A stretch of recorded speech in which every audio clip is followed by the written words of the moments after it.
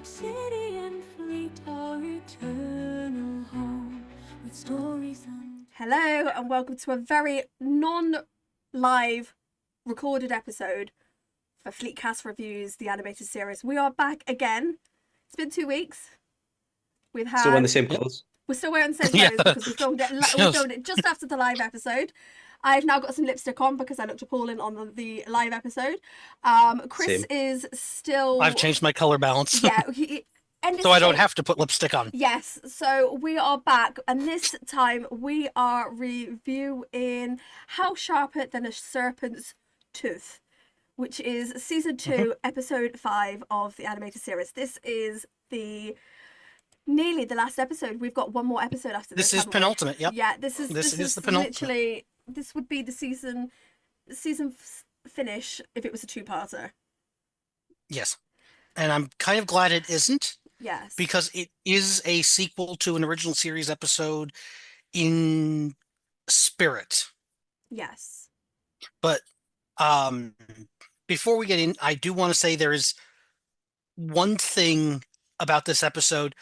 Last episode we had Endy's science time. Now we have Endy's production notes. Yes, but before we get into that, I feel like I kind of need to give this episode a bit of a disclaimer because it's an old episode, okay? There are some points in it that are a little bit controversial to 2025.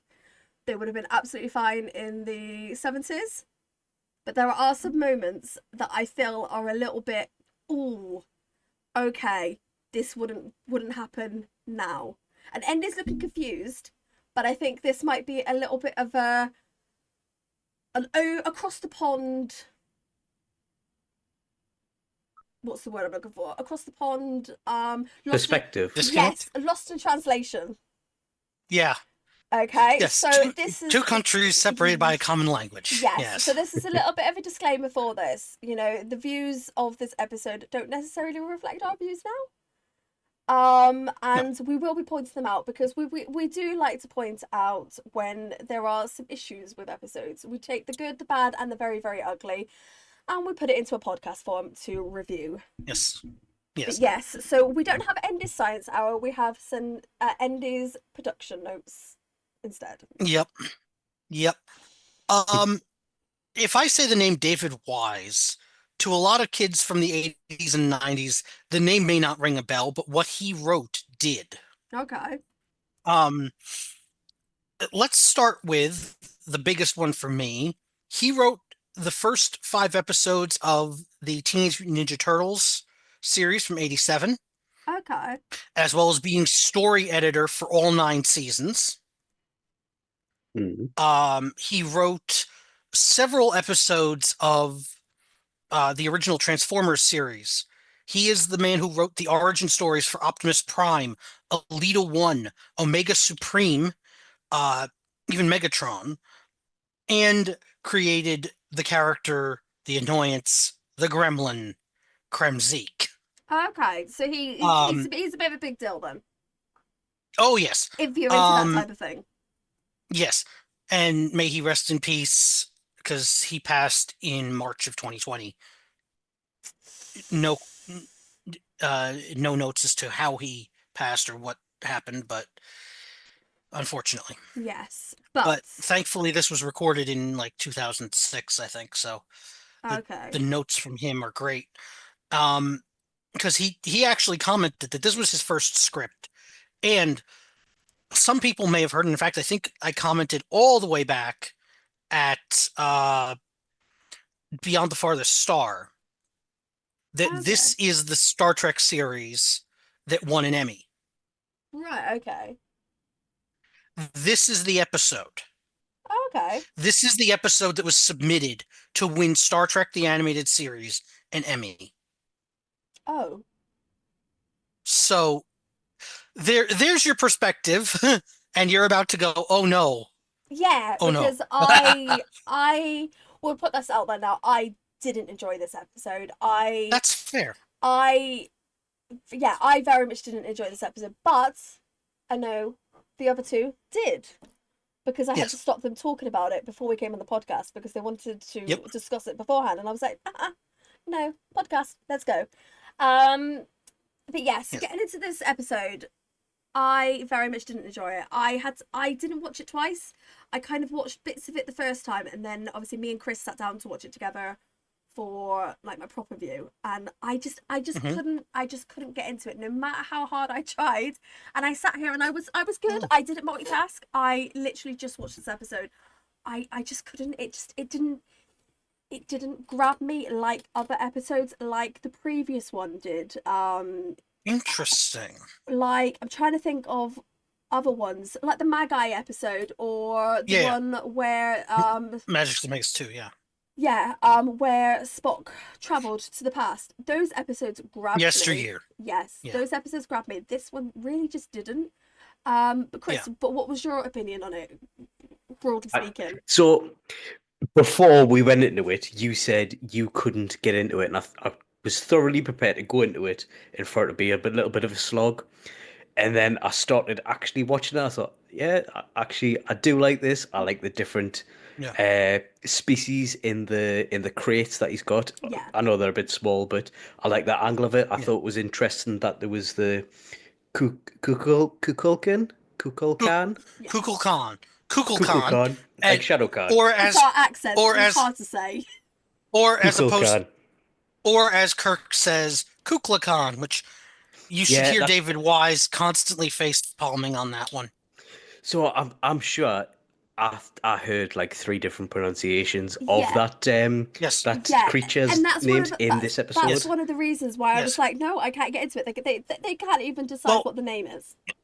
well, they can, and it is Kukulkan, and everyone else but Shatner calls it Kukulkan There's someone else. because everyone. Someone else doesn't quite say it right because, and I don't know who it was, but someone else didn't quite say it right because I was like, no. Walking Bear says it different with different enunciation, Yeah. Hmm. but that's well, actually, let's get into that character, Ensign Walking Bear, Yeah, quickly. this is one Yeah. of this is This one of the episodes. This is one of the reasons why I felt this had a bit of a trigger warning because well, I but was a here's bit the like, funny thing. Well, here's the funny thing. This episode was not just written by David Wise, it was also co-written by a guy by the name of Russell Bates, who was a student of Gene Coon, who was one of the production editors for Star Trek and heavily involved in the writing of the original series, um, who was a Kiowa Indian. okay, And when he brought this to Dorothy Fontana, they had a whole bunch of different stuff that they wanted to do. And Dorothy Fontana, being the genius that she was, said, but let's get into your history a little bit. Let's see how your perspective shapes these things. And they get through it, and suddenly it comes out to, well, how about we go into Native American myth right, and so on. And so they take, instead of Kiowa Indians, Ensign Walking Bear is a Cherokee. yeah. Yeah.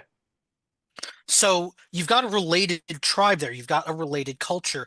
And then you get into the relation between American Indians, as we call them, or whatever you want to call them now, Native Americans, American Indians, terms are all the same. The people who were here before Europeans colonized. And then you get the Aztec element. Aztec, Toltec, and also Egyptian and Chinese, you know, and This is kind of why pulling that mythology. I had the issue with it. It kind of just flicked around so many different things. I just felt And I love it because it goes into that. Yeah, I couldn't it was just so much to keep track of in a 24-minute episode, and that's why I was like, Fair. yeah. Fair. I mean, I get the mythology, so it's like I read it and I see, oh, right, okay, that's where they're going with this. Also, you have to realize that I saw this immediately and said, oh, this is Who Mourns for Adonais, or Who Mourns for Adonis, which is the episode of the original series with the Greek god Apollo, Yeah. who comes out a bit of a dick, but that that episode has lines like, mankind has no need for gods. Yeah, and from Kirk. the vibe of this episode is Yeah. very much on par with that. Yes. Yeah, I mean, very much on par. in the original one, there's a line that kind of gets echoed here, and I'm just going to hit it right at the top of the episode. I would have cherished you, cared for you. I would have loved you as a father loves his children. Did I ask so much? And Kirk comes back with, "We've we've outgrown you. You asked for something we can no longer give." And he says that to Apollo. And then at the end of the episode, because they sort of uh because they depower Apollo, Yeah. um Bone says, "I wish we hadn't had to do this." Kirk says, "So do I. They gave us so much. Mm. The Greek civilization, much of our culture and philosophy came from a worship of those beings. In a way, they began the Golden Age. Would it have hurt us, I wonder, just to have gathered a few laurel leaves?" And that's the sort of vibe that I get from the end of this episode as well. Mm. And I kind of like that moment of there becomes an antagonism briefly, but then it's always got this respect. And the fact that Chariots of the Gods gets published a year after the episode of the original series, right before this, and has become part of the cultural zeitgeist. You've got movies about it. You've got um, all sorts of stuff going on where ancient aliens have become popular between 67 and 74. And so now you've got that same thing happening where Star Trek is coming back to that. Yeah. And I love that moment.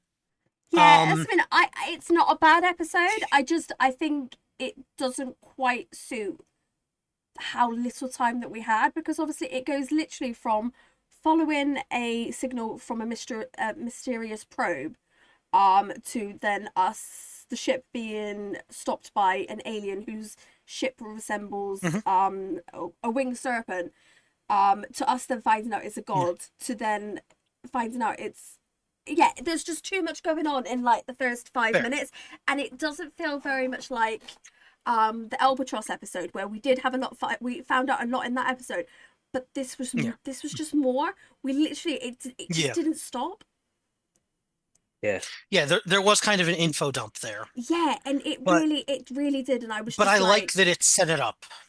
Yeah, I just couldn't get my head around it, because obviously we first meet the ensign. Obviously, there's that. Yes. But we've not. Yes. But he's not appeared beforehand, and I just think he's just a character purely for this episode, and I really hate that concept. Yes. I really hate that. Well, he was going to show up in another script, but that was the one from Russell Bates that was denied by DC Fontana. Okay. Because it just wasn't a great episode. Yeah. It was part of phase 2, actually. Yeah. It was going to be part of phase 2. Yeah, but there are things I did enjoy about this episode. This is not going to be Becca hates this episode completely. There was, thank goodness. There were little things that I like. You know, my usual things. I like how they acknowledge that the ship is able to stop. They've done that in a very simple way with the globe around the ship. The force bubble, yeah, the force bubble. I like that. That was a good thing. And there are many little things later on that I enjoy. Yes. But I just don't like them all together. Fair. I just thought it was just too much, and sometimes that's a good thing, and sometimes that's a really, really bad thing, and I think it didn't quite suit this episode. I think this episode could have done with being a two-parter, very much like the last episode, to be honest. Yeah. I mean, I think with some rewrites, this would be a great episode. Yeah. And I think that there is a very valuable moment for him for this, because it being the episode that got Star Trek the Emmy. Yeah. You know, and I do think it's very much, I'm looking at it through 2025 eyes, and not 1970 eyes, because obviously I wasn't alive then, so I don't have those eyes, and my eyes are damaged enough as it is, so, you know. Yes. But, yeah, I very much struggled with this episode and its pacing, but the imagery was, as usual, absolutely top notch. 10 out of 10 for the Yes. the style.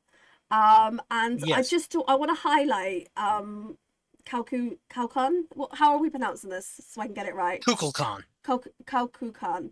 His ship. Kukulkan. I'm not going to be able to say that. Kukulkan.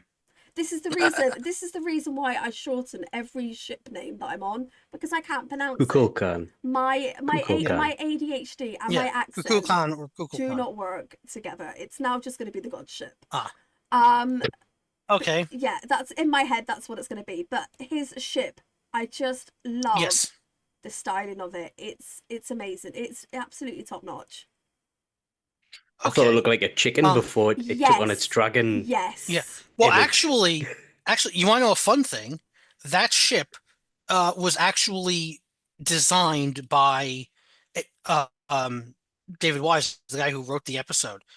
Mhm. He actually did a drawing of it, and it's, roughly speaking, it's his sketch.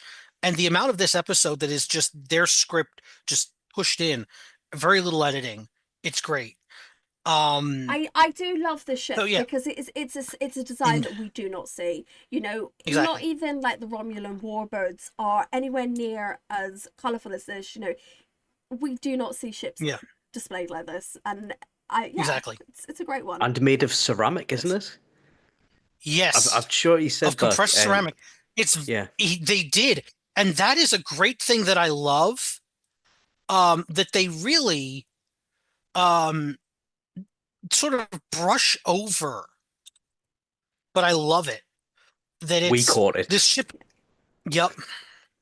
And I would love to see more ships like that. Yeah. But yes.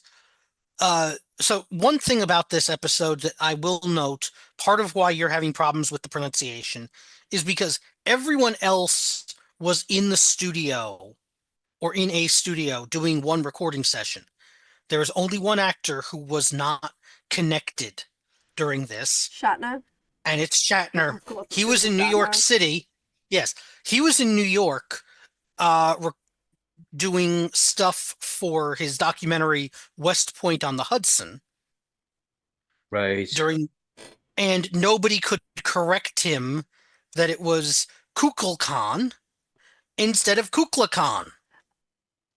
As someone You who's think having they phonetically spell it? as someone who is having issues with sounds it out, I'm gonna give Shatner a little bit of a break.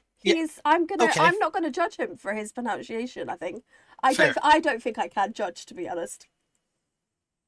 You'd think they would put it in phonetically, though. Yeah, but They did, I'm sure, but Yeah. but then again, this is also I'm Shatner here in the to 70s. read, not to Yes. learn.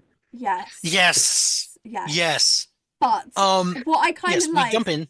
we kind of get back to the episode, is obviously the ship appears and this alien claims to be that he's the god of the ancient Maya and Aztec people on Earth. But he's actually a long-lived entity. Yep. Hashtag, Very lonely alien. Hashtag alien, who wants the humans to worship him as the Mayans and people from Aztec Empire did. And what I kind of like is he instantly expects the crew to worship him, and they're like, no, that's not how we do things anymore. And he instantly calls them thankless. He doesn't take a moment's breath. He literally just goes, you're thankless. Yep. It's like, hello, it's been thousands of years. But the problem is that he's like, that at the same time, you have to sort of twist your perspective a little bit. Okay? Mm-hmm. This is the only species that he didn't lock up in cages. Yeah. Yeah. And he tried to teach them, and then they splintered. Wow. And instead of doing what he taught them to do, they broke off, and instead of creating one city, they created whole continents of cities that look a little different. Yes, which I love. This is a part of this episode that I really did enjoy. I really love the fact that it actually kind of leads into real life situations, and the fact that we all did come from one area of Earth, and we did go across the world. We created cities, Yes. and why, different cities have different things that are similar but not quite the same. And I really did like that humans, we are at the core 100% the same, Yeah. but we've all got something Yes. uniquely different, and I love that. This actually was, when they were talking about this and discovering this was actually probably one of my favorite parts, along with the little zoo. Yes. Those Yeah. parts were my favorite part. I really did Yeah. enjoy those, and it wasn't just the imagery, it was just the concept. But yes, some of the crew are kidnapped. Yep. Specifically, McCoy, Kirk, Scotty, and Ensign Walking Bear. But I do just want to highlight the image of the Enterprise's engineering room, because it's beautiful. Yes. I love that set still. It's just so amazing, the fact that we can see so much. Every time they show the engineering room on the animated series, I just love it more and more, because it is Absolutely. so well done. Yes. What is your favorite room on the ship in the animated series? That's it. Let's have this little side quest for a moment. Me. Yes. Yeah, Let's you start. first. Let's Right. start. I'm gonna say the bridge because I was gonna mention it later on because I know they reuse animation from it. So it's gotta be Yeah. the red button that flashes every time there's an alarm. It's a box button, and I can see it in my head now. Flashes Mhm. red, and you hear the sirens over it. Mhm. But yeah, Yeah, that's fair, and that does get reused a lot. But yeah, yeah, honestly, for me, the room that I love the most overall is the holographic rec room from the Practical Joker because yeah. of what it gave us in Next Generation. Yes. Yeah. That's overall. But in terms of design, um, the way they have played with the sick bay, It's a you good know, one. It's a good one. um, Mine is the meeting room with the pointed table that fair. we discovered how many episodes ago? I don't remember how many episodes, but it was a Yeah, while ago. don't remember, but yeah, It's just the way that they've got it. It's like a triangle, yep, and you literally have the communication array in the middle. And I love the concept that it's not yeah, circle, it's not square, it's yep, triangle. And yes, it's just such fun imagery, because they can do it so cheaply. So instead of having to have like a full animation, they can literally just have a yeah, snapshot of this. yes. What are they called? Like, when you The dial in, conference room table, conference uh, room thing. You know how they yeah, used to yeah, be, Chris, when you used to have them in yeah. like in the middle of the table and stuff. It's literally just that. And Yeah. just Those things. I love that concept. Yes, I love the fact yes. that, because I don't Now I necessarily, can just imagine Starfleet Zoom. yeah, Oh no. I don't necessarily think that was probably even a thing in the 70s. Video calls and conference calls were starting to be a thing in the 70s. Okay. In fact, the first video calls were at the World's Fairs. So there was one, I think, in the 40s or 50s, Okay. but it was very specific installation, Yeah. and they used television and phone connection to do it. It was a whole installation that you had to have. Yeah, And I just can't like, imagine it being as small as that on the mm-mm, table at that point. It's one of those things that you think, oh, okay, Star Trek at thought of it first. yep, Like the I'm trying to think what the tablets, yes, the pads, the pads, what other things have cell just, phones, yeah, just all those things. tricorders, Yeah, even, like, all those we things that got, Trek have thought of first. I just yeah, think, but yes, because remember, we have pads and communicators at our sides yeah. at all times. Yes. But I would love to hear from anyone who's watching this in the comments. What is your Yes, favorite scene on the Enterprise? What's been on this yes, little trip that we've been please, on? I would love to see it and see what people think. yes. And also, when we haven't been on the Enterprise, which set, because for me, if I asked what's my favorite set overall, it's one of two from the time trap. I mean, we're going into the sort of recapping now Yes, that I we think really shouldn't. we get out of the But recap. yes, okay. But we'll get into that in the recap. We'll Yes, talk about it. Just keep that on pause. I will do. Getting back into um how sharper than a serpent's tooth. We get the guys beamed off the ship with some interesting effects. It looks very different than Starfleet transporters, and I love that they do that. That they make an effort to make the effect different. Yeah, and it does feel different. It's got a bit of a glitter to it, and I like the Yes. fact I like the fact that they did that. Yes. And it's very, as like you said, it's very very similar to the holodeck.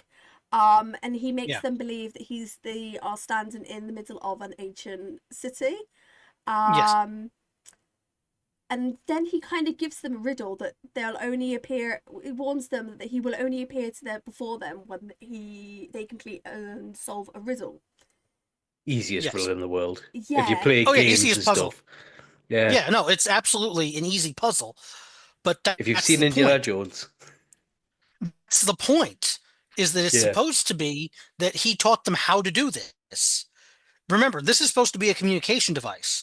Because that's one thing that was commented on that they didn't really get into the script, was that essentially what it's supposed to be is that that glass at the top of the pyramid somehow phases the light into a subspace communication. Yes. I thought that was That's why it's suddenly, like a relay thing. yeah, that Yeah, might, like if yeah, crew like the beacons. Oh, I know they've solved it. I can come out now. Yeah, and Yes. that was another thing that I liked. It was the pyramid. It's all these little bits, and they just didn't Yes. make me like the episode overall. But I did like the Okay, little see, bits. yeah. See, I love the episode overall because I like the Ancient Aliens episodes of Star Trek. I always have. Whether that's Who Mourns for Adonais, whether that's even Cat's Paw, into the Next Generation we get Time's Arrow. Yeah. Technically, while 1800s is not ancient, the fact that Guinan was there 500 years before Yeah. in San Francisco, I do like the Ancient Aliens parts of Star Trek. And I like the ones where the crews of the various ships become the Ancient Aliens as well. Yeah. But this is an interesting scene because obviously Yeah. this scene it kind of, we've kind of discussed it at the beginning, where we kind of find out that obviously this being has visited Earth before and he's given them everything they needed, but they Right. traveled the Earth and they've taken the little bits with them. Instead of making one city, they've made many cities, and we kind of see Yes. that in the different cultures that have been Yes. created from these little And- moments. yes. Yeah. And the funny thing is that I love how the animators sort of obscure a few details. Yes. Like they have the obelisks, but they have the Aztec or Chinese drawings on them. They have the pyramid that looks somewhere between any of the various pyramids in Earth. Yeah. Yeah. And Scotty even comments it's the most beautiful thing he's ever seen. Mind you, that's Scotty being the engineer again. Yeah, that's That 100%. that pyramid must be beautifully engineered. Yeah. And obviously, I just think the fact that they've taken so much from real life, which I kind of just, Yes. I love. They've actually kind of thought And- a lot about it. Yes. And I think I showed you guys, I don't know if it's going to be going up here, that the gate that they enter, when they actually stop and comment on this gate that they're passing through, Yes. Mhm. that's the entrance to Chinatown in San Francisco, Yeah. or a drawing of it. And I love that Especially even because- American things. Especially because they would know this, because obviously San Francisco is where Starfleet Academy is. So Yes. they would have gone there. They would have gone there at points to see this. And Yes. I like that little callback to that. Though Well, see, we can get into that when we get into like Star Trek 4 and how little they actually know about San Francisco. well, Because I have a theory. The reason why Starfleet Academy is in San Francisco okay. in the 2200s and 2300s is because it was completely leveled during World War III. Quite possibly. And that's why they don't know where Alameda is, in spite of Alameda Bay being right there. That's why they don't know about the Dragon Gate. That's why they don't know about a lot of San Francisco things. It's a good Because theory. that's my theory, at least. It's a good. But It's we a can good get into theory. it. Yeah. Yep. But yeah, we can definitely get into it in when we get to Star Trek 4. That's going to be at our pace. Yeah. We'll get there in the next decade. Yeah, but obviously Kirk by chance sees the pyramids and Yes. he Yep. concludes, because it's Kirk, and I'm now back on the I Yep. hate Shatner and Kirk bandwagon, that it's a signaling device, and he orders Bones and Scotty to turn the serpent's headed statue to do Mhm. some refraction of light Yep. to focus the signal, and the alien returns and he's like, behold, my design is complete, see me now with Yeah. your own eyes. I was a bit like, all right, Mm. stop being melodramatic there, mate. Yeah. Right. Yeah. Well, that's the problem, is that he is. He is And so melodramatic in this scene. he's like, okay, so here I am. I'm the guy. I'm in charge. And Kirk's like, no, not exactly, no. Yeah. Yeah. And it's like, give me, you hate me, don't you? Speak to me of your hate. And he's like, we don't hate you. Don't even know you, mate. And it's Yeah, like, we this is shot. exactly Yeah. what it And is. it's like, but you shot at me. Yeah, to defend ourselves. Yeah. And Kukulkan doesn't get it. No. He doesn't get that humans are not just animals. Yeah. And then he drops the illusion and we see this zoo. And See, I sorry, love the comment from Scotty in this one. I was just saying, Go do you know how when you're saying he drops it, I thought it was because he thought, oh, there's some humans. I remember from the last time I saw them, there were these quivering kids who didn't know how to the Mhm. arse from their elbow. Oh, right, these are actually thinking for themselves. I'll drop the high and mighty act because they're not going to fall for it and change me tact. That's what I thought watching it. Possible. I thought that was the only way he could get through what his power is. Right. Basically show them, hey, I could hold you in a zoo forever, but I won't.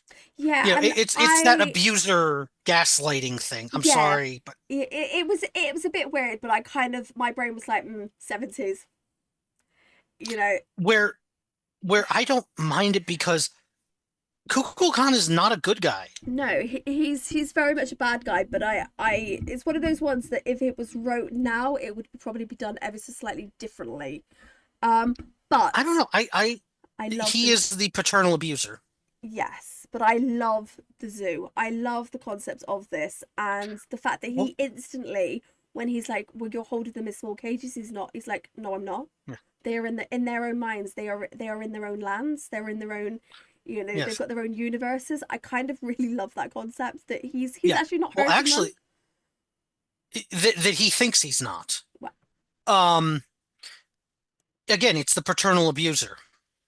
But the thing that I note is that, again, commentary line, we were supposed to see things like a tribble here, or the spiky dog thing from Enemy-Within, and we were supposed to have the Horta in one of those cages. Yeah.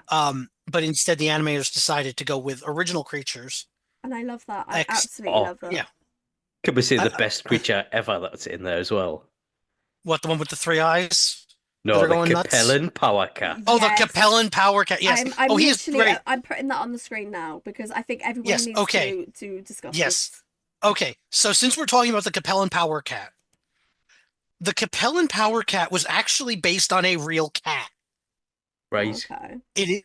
David Wise's pet cat, an orange tabby by the name of Nick, who was big and fuzzy and constantly had static electricity coming off it when you petted it, and he was a holy terror. That's hilarious. But I love this cat, and I love Except the he fact, got old and lazy.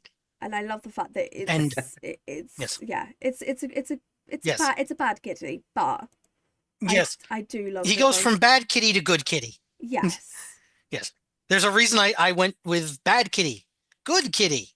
yeah Let me pull up my image list actually, because I do not have that open at the moment because I did other things. okay. So obviously the Um, animals that are in these cages, yes. they're unaware that they're actually on this Yes. ship. much as the Yes. group, and they are actually in ancient cities. And Yes. then obviously he demands yet again that the humans worship him, and It's like, no. I kind of I don't like Kirk in this episode. I don't like the fact that it feels very much like Kirk is the one with all the answers as per usual. But I don't think I don't think they could have given these lines to any other character other than the ensign. And I would have maybe preferred it. That's the problem. Yeah, this is kind of why I have such an issue with this episode.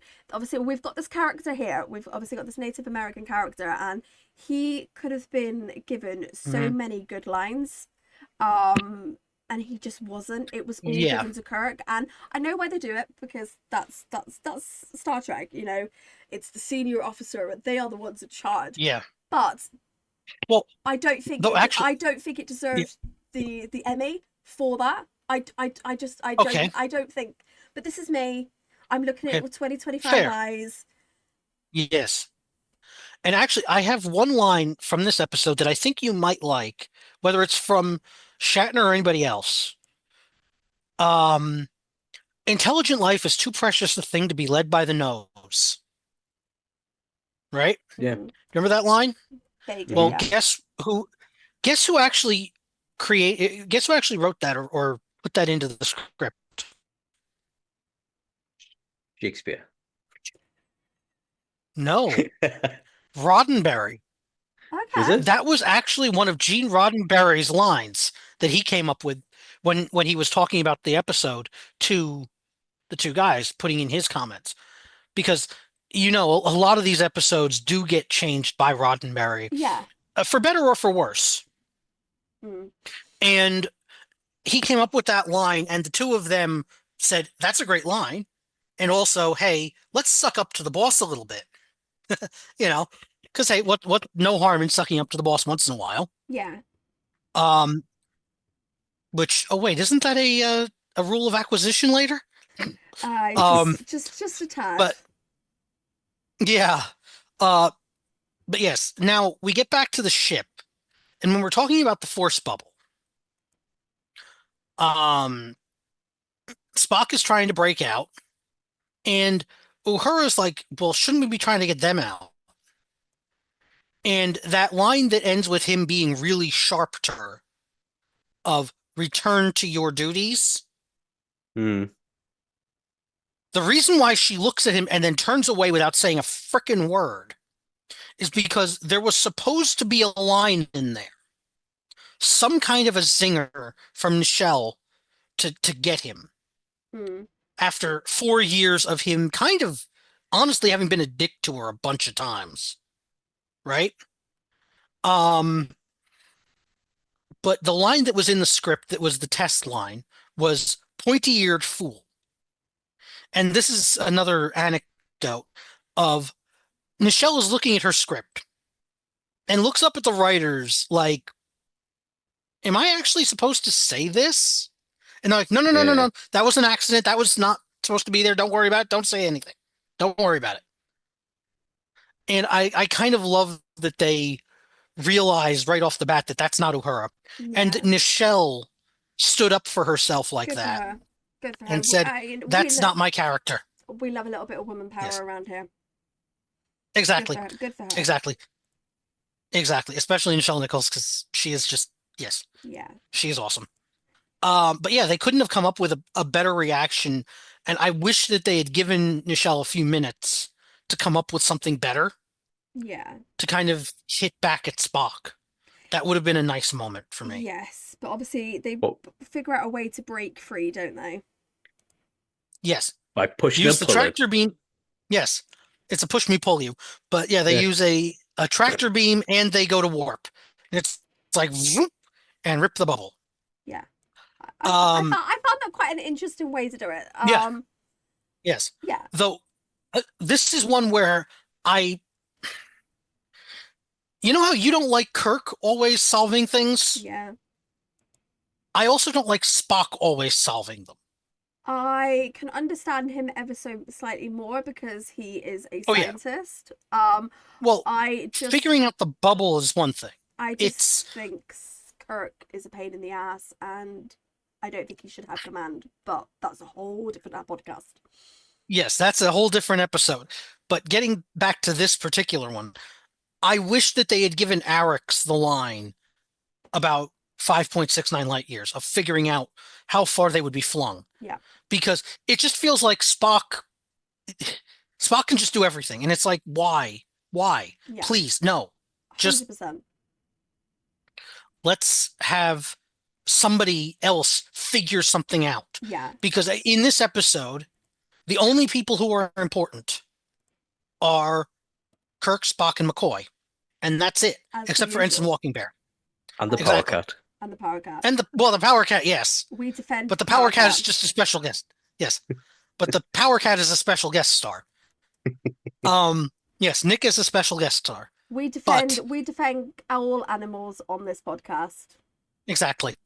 But yes, so we have. And if you appear on the podcast and you've got an animal and you don't show me the animal, I will boot you off the podcast because you have to show me the animal. I agree. As soon as I am over at my girlfriend's place, we may have a problem because, again, white wall, white cat. That's fine. But yes, this episode ends very, very, very quickly, I feel. Yes. Yeah. That's one of the problems that I have with a lot of the later animated series episodes. You're absolutely right. It ends so quickly. It kind of ends very, very abruptly. A lot kind of happens, you know. You've got Spock figuring out how to release the Enterprise. This then angers the alien, who then he exclaims Kukulkan, who will then smash the Enterprise. Then this buys Spock time. Kirk and Bones then loosen the Capellian Power Cat. And it they let the Capellan Power Cat loose. Yeah, it kind of just so much quickly happens, and I'm just like, whoa. Yeah. Hold. Yes. A moment. Just have a moment to breathe. Yes. There isn't a lot and that happens. I like one moment from this when after Spock fires the phasers of the Enterprise on Kukulkan's ship, damaging its engines. The Capellan Power Cat is free and is ready to nail Kukulkan. Yeah, he's an angry kid. And Kukulkan winds up like a snake, and you actually hear him hiss. Yeah. Scared. Yes. Yeah. And I love that. That, this animal who is just an animal scares this big bad bastard of a guy. Yeah. Right? And I love that moment where it's just you see the animal inside him as well. Yeah. Even though he wants to pretend to be so much more. And then, of course, what happens? We get the Deus Ex Machina. Well, no, actually not Deus Ex. We get the Chekhov's gun payoff.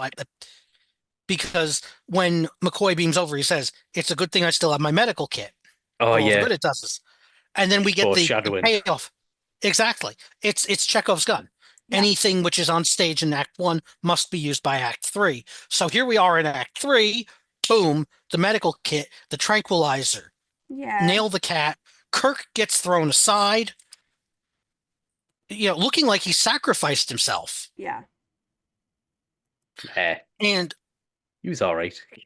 Oh yeah, well yeah, but he was all right. But it's still a look of even though Kukulkan is what he is,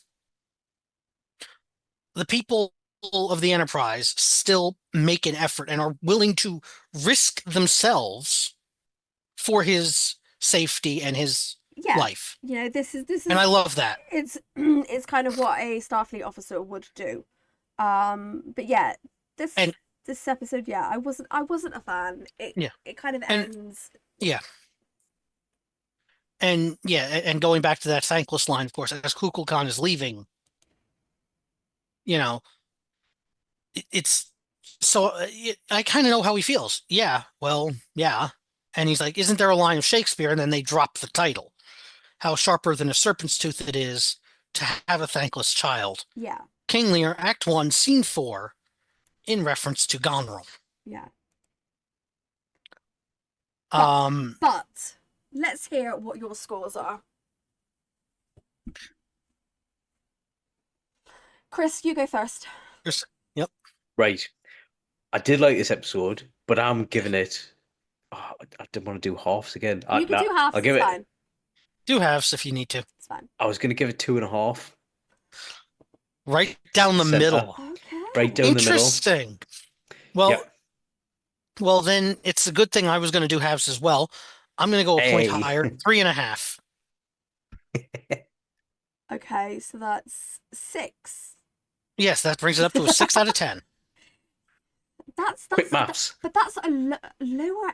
That's a lower score than the previous episode, Yeah. Yes. Yeah. which is Very much interesting so. because you both said at the beginning that you preferred this one.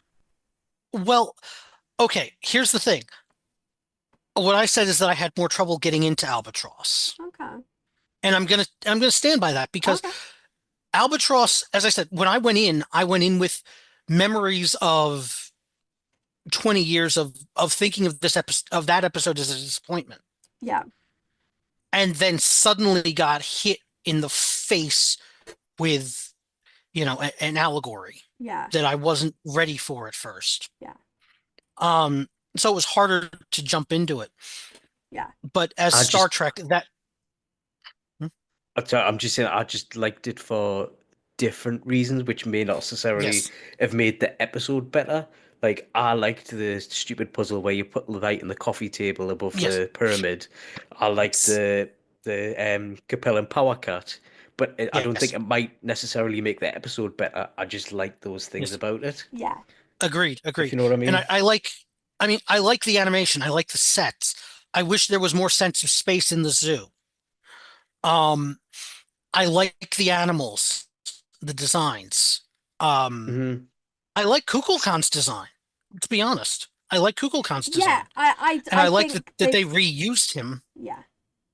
because they actually did reuse him in a Tarzan episode, also by Filmation, where Kukulkan shows up and he's an ancient alien That's cool. in Tarzan Lord of the Jungle, That makes sense. which is crazy. because they reuse so much footage. But yes, so this Yes. this was an interesting episode. I am very interested to see what the final episode brings us. I have Yeah. seen it a few times. I love it. It's actually, if there had been more, if they had thought about it, I think that one could have gone in for the Emmy as well. And it definitely was in the discussion. Okay. And there's also some Trek lore that gets brought out in that episode. Okay. That's interesting, but yes. Yes. So yes, I'm trying to the think. next episode, the counterclock incident. Yes, but the actual next episode of Fleetcast is actually going to be our Kittimer episode. Oh shoot, you're right. Yes. So What are we? Oh, well, that's a Yes. spoiler. We can't. We're not going to actually reveal what we're doing yet. That's true. But So okay. So no. By the time you've watched this episode, everyone will be aware of what's happening because this episode goes out on the 21st of February-ish, I think. 22nd of February. And Yes. next weekend is So, Kittimer. happy Valentine's Day to everyone. Yes. By the way, belated. Yes. Yes. So the next week's episode is our special Kittimer episode. I know what we're doing. You guys don't know what we're doing, but you will do by the time this comes out because I will be on holiday when this comes out and I will be enjoying myself, hoping to spot some gladiators. That's not going to make much sense to anyone who's not on any of my crews or Nerdy Up North, but that's fine. So, watch this space, watch for news items coming out, watch the Kittimer server. You will Yes. be able to find the Kittimer server in the comments below. You'll be able to find the link for it. Mm-hmm. Kittimer starts next weekend at 3 p.m. GMT time. No, 3:30 GMT time. Yes. And it will be going on for several hours. We have literally got a voice panel every hour all the way through.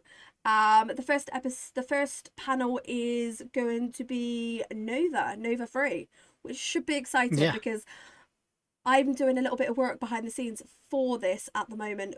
They're going to appear on Agent Phoenix is going to be appearing on a podcast very, very soon. We've just got to time up our calendars to get it sorted.